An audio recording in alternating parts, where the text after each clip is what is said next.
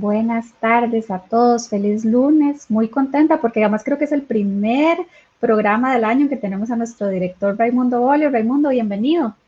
Hola, Vivi, muy buenas tardes a todos. La verdad que es un verdadero placer, privilegio estar acá en este live una vez más. Efectivamente, mi primero del año, tuvimos un pequeño inconveniente en la última programación, pero por dicha teníamos equipo que nos ayudara y nuestra colaboradora Ileana Navarrete nos apoyó muy bien. Saludos, José, que veo que nos estás viendo como siempre y muchas gracias por la sintonía. Buenas tardes, don José. Sí, tuvimos una expositora de lujo, así es que tendremos en algún momento también en el futuro.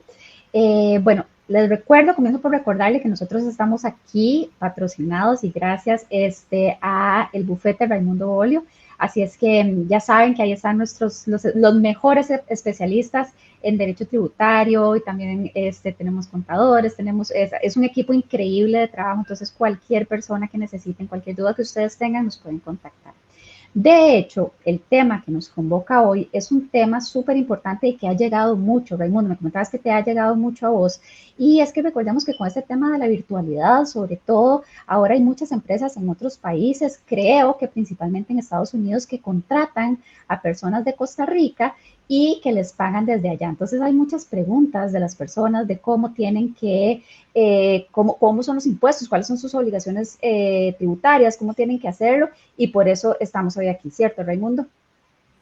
Totalmente cierto y en realidad no sabía cuál era el título idóneo de este live porque le pusimos que íbamos a ver personas que están en la planilla de empresas extranjeras cuando en realidad no necesariamente ese es el supuesto, sino como bien lo planteas, son personas que reciben ingresos de compañías que en su gran mayoría están radicadas en el extranjero, Estados Unidos, y ellos trabajan desde Costa Rica. Así es.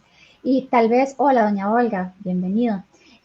Yo creo que podemos empezar así súper como lo más básico, hablando de cuáles son las obligaciones tributarias de una persona que está contratada bajo ese supuesto y que no está aquí el patrono, digamos, pagándole planilla y pagando los impuestos respectivos. ¿Cuáles son como las obligaciones tributarias básicas que tienen, right? Bueno, esa pregunta es una gran pregunta. Podríamos tomar varios live para resolverlo, porque lo que necesitamos determinar es dónde está el establecimiento permanente. No basta con brindar servicios a una sociedad extranjera para el extranjero, sino debemos de entender dónde tiene el establecimiento permanente, cuáles son las condiciones. Por ejemplo, Amazon es que por cierto, una de las empresas más grandes del mundo, es el principal contratista en Costa Rica, más de 8,000 empleados directos, sin contar los indirectos, pero es una empresa situada en zona franca, en Costa Rica, para brindar servicios eh, a, de call center, financieros, a, a los Estados Unidos. Entonces, en esos casos, tendríamos que determinar si está en zona franca o no para entender las obligaciones tributarias. Y esto es un caso bastante frecuente, o sea que vamos a encontrar empresas que sí tienen una base instalada, que sí tienen el centro de negocios en Costa Rica y nosotros podemos brindar servicios desde la casa o en el lugar directamente, pero para el extranjero.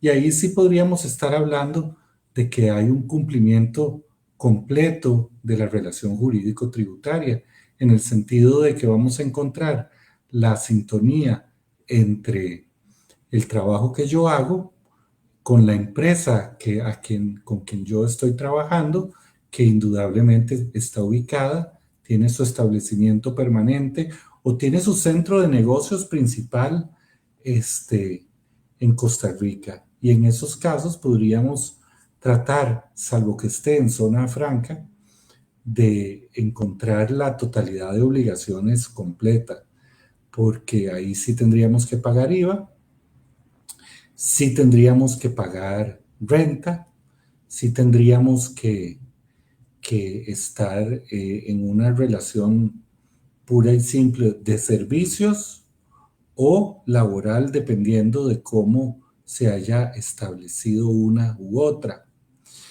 Por eso digo que estos casos son de muy distinta naturaleza.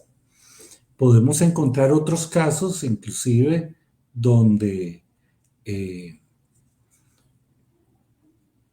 que son la mayoría de los casos que hemos visto recientemente, donde las personas, gracias a la virtualidad, están situadas en Costa Rica, pero brindan servicios a empresas que tienen su centro de negocios en el extranjero. Son pagadas en el extranjero. Es decir, lo único que hacen es brindar servicios por medio, inclusive hasta de sucursales remotas que están radicadas en el extranjero. Entonces, esos son supuestos también diferentes. Qué interesante eso. Y pongamos un ejemplo como súper particular. Yo soy una profesional independiente que facturo y tengo mis clientes y uno de los clientes me paga desde Estados Unidos. ¿Cómo reporto eso? Hasta que tengo que reportar la tributación, hasta qué punto, cómo manejo el IVA en ese caso. Bueno, empecemos por decir que el tema de la exportación de servicios no está sujeta a IVA. Entonces, Okay. la exportación de servicios no tendría que declarar y pagar IVA por estar no sujeto al impuesto. Y ese es un primer elemento que deja bastante que discutir, porque ya sé que el otro día que me perdí el tema de la proporcionalidad, eh, era un tema que queríamos discutir de cómo ha ido moviéndose la interpretación en el IVA y específicamente este tema de la exportación de servicios que en algún momento fue discutido, hoy día está bastante claro que es un caso no sujeto a no sujeto a la, al devengo tributario. En consecuencia, no hay que declarar ni pagar sobre ese caso. Distinto podría ser renta. Y en particular, ¿debo de emitir factura electrónica o no?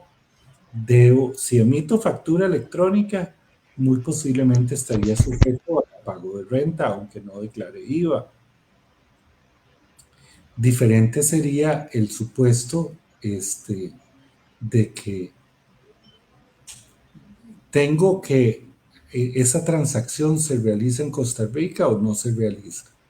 Es un caso que debemos de preguntarnos, ¿verdad? Seriamente, porque soy pagado en el extranjero, trabajo en una plataforma virtual en el extranjero. Ese trabajo está, que se me va a pagar, aunque yo estoy acá virtualmente, podría estar en Nicaragua, virtualmente podría estar en Haití, podría estar en Europa, pasar largas temporadas y seguiría haciendo el mismo trabajo. Y entonces, eh, la connotación de la nacionalidad no es lo que va a definir la circunstancia de la sujeción a tributo. Hay otra pregunta que nos hicieron llegar a algunos de nuestros suscriptores que era, ¿y cómo se hace, digamos, cómo se paga la caja? ¿Se paga caja, digamos, se reporta eso a la caja? Eh, si hablamos, Vivi, si hablamos del supuesto de que yo soy un trabajador remoto para una empresa virtual, eh, es claro que la empresa extranjera no podría ser mi patrono en términos de la legislación laboral de Costa Rica, por lo menos sujeto a la legislación. Si yo quisiera optar por tener alguno de estos beneficios que me da la seguridad social, tendría que hacerlo como trabajador independiente. Uh -huh. Ok. ¿Y qué estrategias, digamos, puede tener? Y lo pienso sobre todo, digamos, en términos de un trabajador independiente para estar seguro de que está declarando de forma correcta lo que percibe en el extranjero. Sí, eh, no es un caso que yo pueda generalizar y es un caso que debemos de analizar uno a uno. Eh, He oído personas que han recomendado a profesionales que están en estas circunstancias que deben desde declarar IVA hasta pagar renta al 100%. Recordemos que se ha hecho un cambio legislativo muy recientemente que explica que las transacciones que se realizan en el extranjero no son las ganancias que se realizan en el extranjero, no son gravables en Costa Rica. Y aquí la pregunta es, ¿dónde se está realizando esta actividad? Creo que es algo, o sea, si el centro de negocios, el centro remoto, o si es en la web, porque no tenemos en Costa Rica legislación que nos regule, o sea, si, ¿dónde está la nube? ¿Dónde está la nube? ¿En qué país está la nube? Está en el mundo. Entonces, todos estos supuestos difícilmente harían que, que, que pueda calificar el sujeto como un sujeto que tenga que declarar y pagar en Costa Rica. Como digo, cada caso debemos de analizarlo, porque también empezamos hablando de empresas que sí tienen su establecimiento en Costa Rica y en cuyo caso fácilmente las obligaciones de la caja y otra serie de obligaciones en general estarían asociadas. Ahora bien, si yo brindo servicios a una zona franca, la zona franca arrastra la condición fiscal y no tendría que pagar IVA, por ejemplo, pero yo, o sea, no tendría que cobrarle IVA, perdón, y declarar por ese IVA, se factura exento, pero sí tendría yo como profesional independiente de pagar renta. Entonces, estas situaciones son bastante puntuales y hemos querido traer acá el día de hoy esta problemática porque es una problemática importante que se mantiene y que es algo que va aumentando. O sea, nosotros tenemos profesionales súper competentes y es perfectamente posible este escenario de una manera incremental. Y cómo tratarlo es parte de las recomendaciones que hoy hemos dado.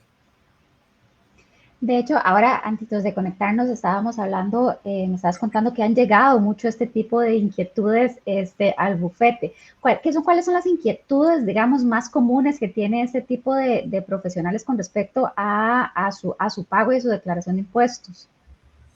Bueno, yo creo que en estos casos lo primero que debemos de entender bien, y esa es la base de lo que vamos a hacer, es cómo trabajo yo, qué es lo que yo hago, a dónde está la empresa, a dónde me pagan, tengo un contrato de qué tipo, y a partir de ahí tendría yo que organizar mis respuestas, porque dependiendo cada una de estas preguntas, o las respuestas que me den a estas preguntas, así tendría yo que ir organizando cada una de estas respuestas, porque puede ser desde que esté obligado al pago de todo, al pago de una parte, o por qué no, al pago de nada.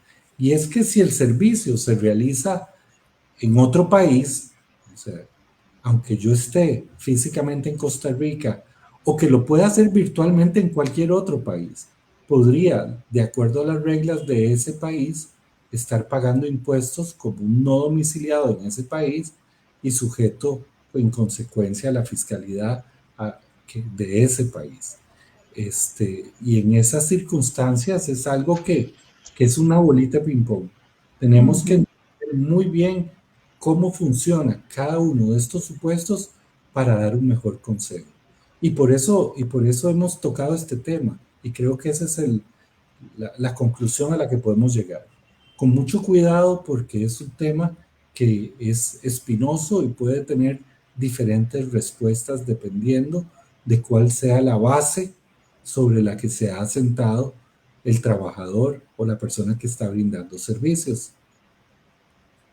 Bueno, eso ni siquiera lo habíamos planteado, digamos, ahora me lo había planteado yo y era el tema de la posible obligación de pagar impuestos en el otro país en el que está la empresa, dependiendo del país que sea. Entonces, nuestro mejor consejo siempre es busquen al especialista porque probablemente todos los casos son diferentes y ustedes saben que en la actualidad tributaria, en el bufete Raimundo Bolio, tenemos a los mejores especialistas. Asesórense siempre para evitarse un mal rato después de alguna multa o de tener que hacer un pago mucho más grande del que están previendo. Así es, Así es. Vivi. Como siempre, Raimundo, muchísimas gracias por tu tiempo, muchísimas gracias por estar aquí con nosotros. Quería saludar a don Guillermo Moreira, que también nos saludó ahora por el chat, y a Cristian Mora, que siempre nos ve desde Liberia. Muchísimas gracias a todos por vernos. Ustedes saben que cualquier cosa estamos aquí, nos pueden llamar al 2248-4822, pueden enviar un WhatsApp al 7023-6238 y nos pueden escribir un correo a info@actualidadtributaria.com. Nos vemos el próximo lunes, Raimundo. Muchas gracias. Muchas gracias, Vivi. Gracias a todos por acompañarnos los 15 minutos más importantes de los lunes, que son los lunes de live de actualidad tributaria. Y gracias por este espacio una vez más. Hasta luego a todos. Que tengan una feliz semana. Buenas tardes.